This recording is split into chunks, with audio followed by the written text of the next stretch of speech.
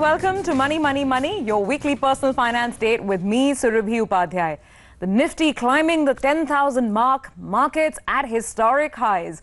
2017 has turned out to be a wonderfully rewarding year for equities so far. A hallmark of this bull run is the big participation that we've seen from retail investors, people like you and me who have learned about the power of investing via mutual funds. So as the market remains at record levels, the question is, how do you pick the right fund to invest in? How do you know that your fund will make you money? Do you simply go by past performance, or is there perhaps a more efficient way to pick the best mutual funds? Well, that is exactly what we are focusing on the show this week, and my guest today is Ashish Shankar, Executive Vice President and Head of Private Wealth Investment Advisory at Motilal Oswal Wealth Management. Ashish, welcome to the show. Thank you so much for joining in. I know you guys have been doing some very interesting analysis and research into knowing, which funds really work for your clients. But before we get to that, I mean, Nifty 10,000, this market has had this record run. Do you feel comfortable, or do you feel now it's getting more difficult to advise clients as far as equity investing goes? Yeah, so like you rightly said, who would have thought, we would have hit 10,000 this year, the way we started the year. And this time it's, the difference is that it's being led by domestic investors. See, typically what happens is most market tops or, euphorias are also preceded by earnings tops. But this time around, we've not seen an earnings recovery. So that believes me to think that, we are still in the mid-cycle in terms of the rally. So I'm still comfortable because I think the best still lies ahead of us. So that means that one can obviously go on looking at further equity exposure as well, even at current levels. That brings us to the topic of today's discussion. How do you evaluate mutual funds as a route? And I know you've been doing some analysis, which seems to be putting the focus not so much on how well the fund has done in the past, but who the person who is actually managing that fund. Right. So, before we dig into it, let me give you a little bit of a genesis of this research. I've been in the industry now for about 21, 22 years, and I've worked for a couple of asset management companies. And I have always thought that there should be a better way of investing your money or picking funds than just looking at the past returns. So some of the research that we did gave us some, amazing findings. So one of the findings was that only 30% of the funds which are quartile 1 today remain quartile 1 in the next 3 to 5 years. So which means that if you're looking at past returns and then investing your money, chances are that you could be disappointed into the future.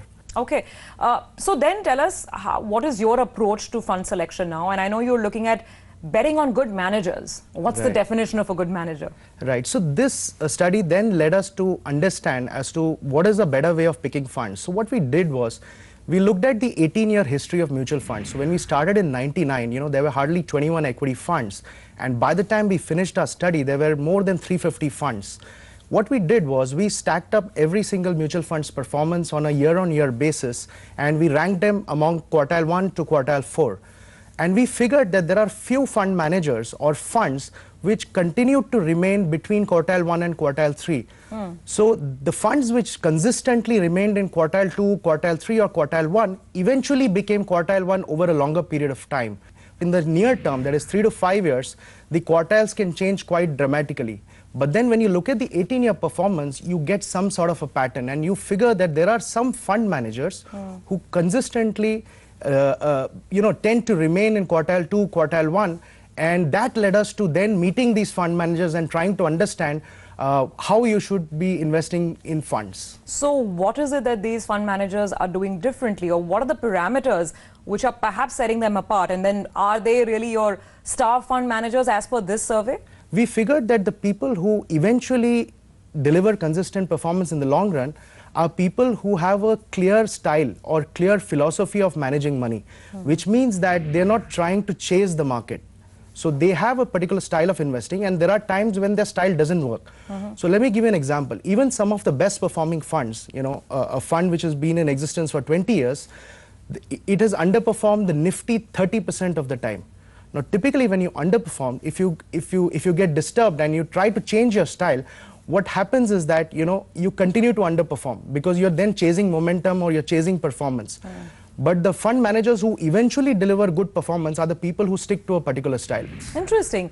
So what does the study say? What are the most important parameters to come to this conclusion of, let's say, who are the best 5 or the top 10 managers that the study threw up? Right. So there are 4 parameters that we figured are very, very important, and this is what led us to the 4C framework. One is the clarity of style or philosophy. Does the fund manager have a well-defined style of investing or managing money, and does he stick to that style over different periods of the market, right? Second is, what are the capabilities of the fund house? What is the research capability, or what is the advantage that the fund house has from an analysis or a data interpretation perspective? Third is, consistency of performance. Is the fund manager looking at consistency of performance, or is he trying to chase performance? And lastly, but not the least, it always helps to have a fund manager who's gone through different cycles of the market. Sure. So class or experience of the manager also matters eventually. Okay, very interesting. So who are the winners?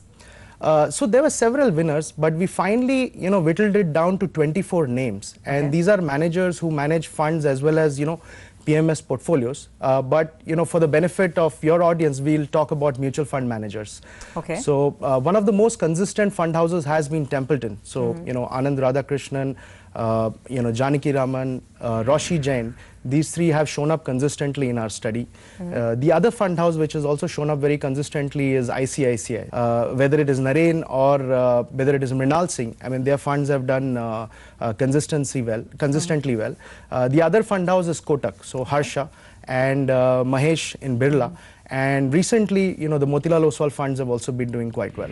Okay, really interesting. So, well, Ashish, what we actually did was independently, we also caught up with some of these star managers to try and really understand what goes behind their style of investing. So, let's do one thing. Let's play out some of these, clips that we've picked up. The first one being Mahesh Patil, who is the co-CIO at Birla Sun Life Asset Management Company.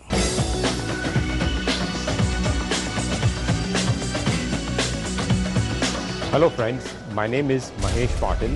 I am the co-CIO at Birla Sun Life Mutual Fund, overlooking the equity investment portfolio, which is over 65,000 crores. I manage a few funds, namely the Birla Sun Life Frontline Equity Fund, which is now the largest fund in the large cap category, Birla Sun Life Top 100, and Birla Sun Life 95 Fund, which is a balanced fund. You can sum up my investment philosophy as growth at a reasonable price. That's what I believe in. And also, while investing into, I believe in having a blend of a top-down and a bottom-up approach. Taking risk without actually studying the proper environment and taking risk without knowing what you're jumping into can be really fatal.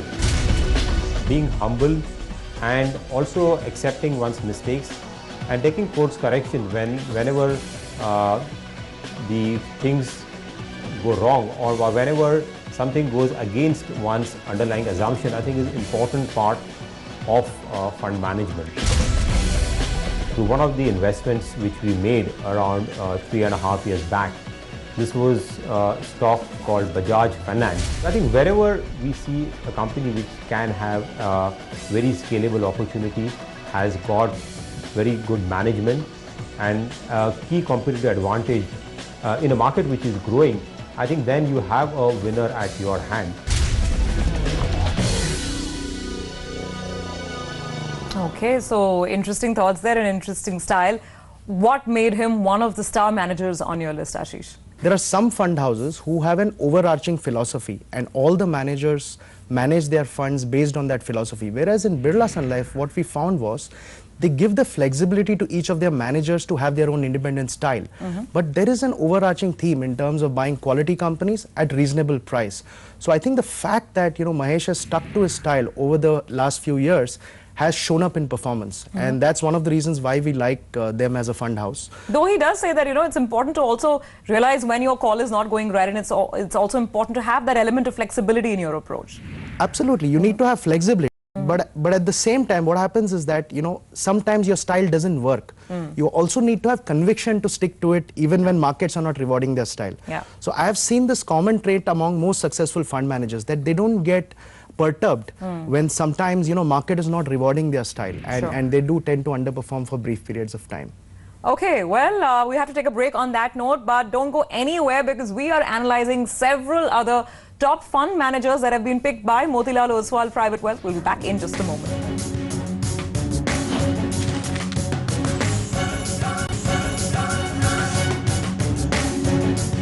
Welcome back here with Money, Money, Money. Equity markets at historic levels. And this week we're talking about how to pick the right mutual fund by backing the right fund manager. Do you know your manager? Do you know his style? Well, we have Ashish Shankar of Motilal Oswal here this week, and they are helping us with their research to do exactly that. So, Ashish, let's move on to some of the other fund managers. I believe S. Naren of ICICI Pru and Harsha Upadhyay are two people that you like as well. You like their styles. So, Absolutely. we did catch up with Naren. Let's actually hear out first what he has to say on his own investment style.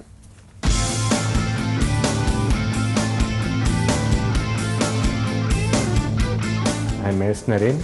I'm ED and CIO of ICICI Prudential Mutual Fund.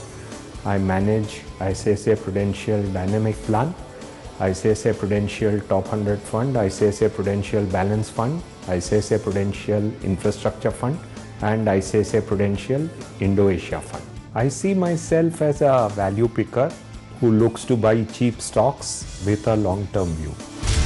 I believe in looking risk from a counter-cyclical mindset, and based on Warren Buffett's favorite dictum that you should worry much more when people around you are not showing any attention to risk, and when people around you are too cognizant of risk, you should take risk. I have created strategies within my fund management framework to make use of volatility. The entire model of dynamic asset allocation fund is based on the fact that volatility is your friend, and we believe that buying low and selling high is the easiest way of beating volatility.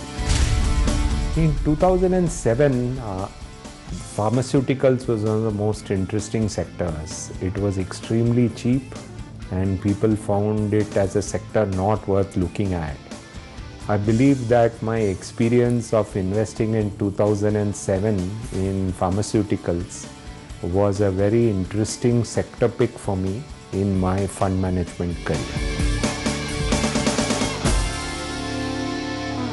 Okay, well, he's pretty much known as the contra man of the last street, isn't he? Naren's style always has been to go after what nobody else is running after, at least at the moment. Is that something you like about him? Absolutely. I mean, Naren's style is very interesting and is different to the other managers that we'll see on the show today. He follows a contra style, like he mentioned, and we've seen him follow the style consistently. And it's very difficult to do because you need to have a clear temperament and you need to have a very disciplined approach. Because when you're investing according to the contra style, necessarily you'll underperform sometimes in the near term because you're buying stocks which are out of favor. And here's where I'd like to add, when you're building a portfolio of mutual funds, sometimes we just, put money across 4 or 5 funds and we think that we have diversified. But our study, what it showed up was that you don't need to only diversify across different managers or different funds.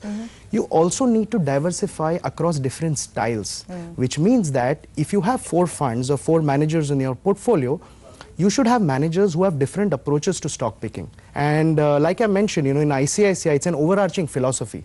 So all the fund managers in ICICI follow a mean reversion style or a contra style of investing. All right, quite interesting. Well, let's carry on. Remember, this is that edition of Money, Money, Money when we are tracking star fund managers and some of the best names that have been picked by Motilal Oswal in the study that Ashish and his team have done. The next person on the list, Harsha Upadhyay, CIO at Kotak AMC. Let's take a look at what he has to say about his style. Hi, I am Harsha Upadhyay. At Kotak Mutual Fund, I manage Kotak Select Focus, Kotak Opportunities, and Kotak Tax Saver. Growth at reasonable price is our investment style.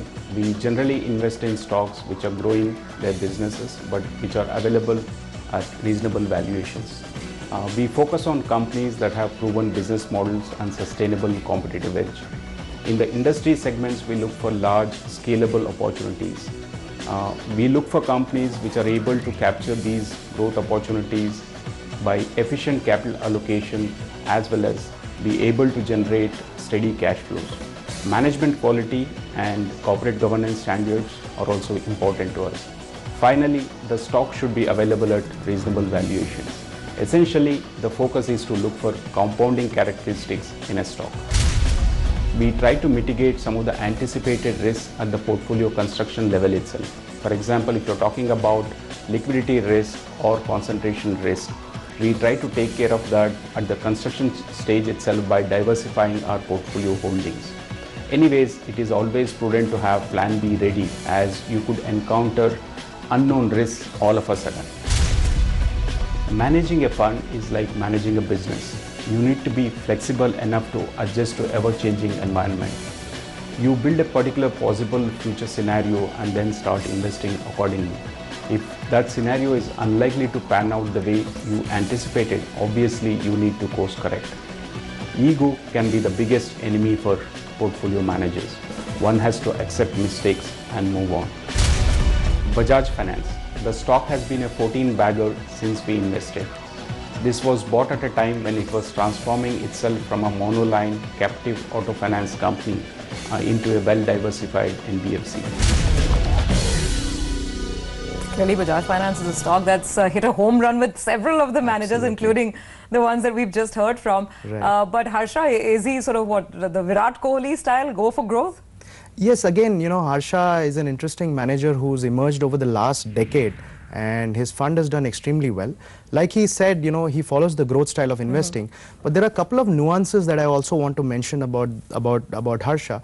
Apart from looking for companies which can grow, they also have a bit of a top-down approach. They look for sectors which sectors or themes which can provide structural growth opportunities, and they tend to avoid sectors which where the growth is slowing down. So, for example, they went underweight on IT and pharma much before the rest of the market. So that has helped them, emerge as a winner in this rally. Second, I think they were one of the few AMCs who actually took a decent position in Reliance Industries. They thought that it's time that Reliance as a stock mean reverts.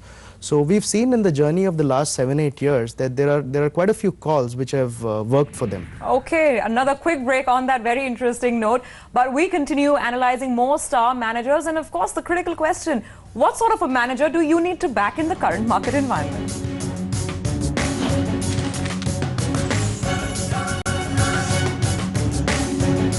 Welcome back. You're watching Money, Money, Money, and this week it's all about knowing how to pick the right fund manager who can help you make money in those mutual funds. We've been profiling a lot of the managers who've been picked by some thorough research done at Motilal Oswal as star fund managers. So the next one that we should definitely talk about, Anand Radhakrishnan, a CIO at Franklin Templeton. He's a veteran in this market. We actually caught up with Anand to try and understand his style, his whole approach towards investment and picking stocks. Let's take a look. Hi, I'm Anand Radhakrishnan, Chief Investment Officer, Franklin Templeton, India. I help to manage Franklin India Blue Chip, Franklin India Prima Plus, and Franklin Technology Fund. In our team, we strongly believe that value is generated over compounding growth of businesses that grow consistently over long periods of time, generate free cash flows. We definitely are not growth at any price kind of investors. The most important way is to buy businesses at a reasonable valuation. And that is very, the entry point of any stock is very important. The second way to mitigate risk is to not to bet the house on a particular idea. By idea, I would mean that it is not a single stock idea, but by a theme or a concept. One is better off by ignoring the market volatility, but instead focus on the portfolio picks, the businesses, and keep doing it through the market cycle. We as a house have been extremely positive on private sector banks, and we have played it through multiple stocks, historically through HDFC Bank, Kotak Bank, IndusInd Bank, Yes Bank. So the primary reason for playing this is that we think private sector banks are run a little more efficiently, and they are well positioned to chip the market share away from the broader banking system. Okay, all right. So that's his approach. And what is it that you like the most about Anand's style? So if I were to use a sporting analogy again, I would think that Templeton is the Dravid of the mutual fund industry. Yeah. Steady as she goes. Absolutely. I think they are probably one of the most disciplined fund houses that we have studied. and they've done consistently well over the last couple of decades. I mean, they've got one of the oldest diversified funds in the industry. There are some other, very good practices that we discovered that they have. They have a very nice process for succession. So typically any fund that is being managed, you will find two fund managers who are managing it together. So what happens is, as one fund manager retires, the other one takes over that fund very, very smoothly. That gives me a lot of confidence allocating our clients' money into their fund, because the longevity aspect is covered. Because when we make mutual fund portfolios for clients, we like to allocate money to managers where you can just buy and hold these funds for fairly long periods of time and achieve whatever financial goals you want. So I think Franklin is that kind of a fund house, and we believe it should be a core allocation in most investor portfolies. Finally, of course, we have spoken about some of the most well-known names on the street. I mean, people who've been around for more than 20 years each. Did the research also throw up any new or slightly lesser-known names, perhaps interesting styles or interesting individuals where you might want to put at least a little bit of your corpus, if not too much? Anything else that can generate that slight higher return in your portfolio? Yes, so some of the managers whom we did not cover today but have done extremely well. One is definitely Chirag Setalwad from HDFC. He's been managing the Mid Cap Opportunities Fund, and again that's been one of the most consistent funds in terms of returns as well as in terms of style and approach. So I would think that that's another fund that I would definitely back. Some of the other interesting names that showed up in our study, one was Nilesh Surana of Mirai.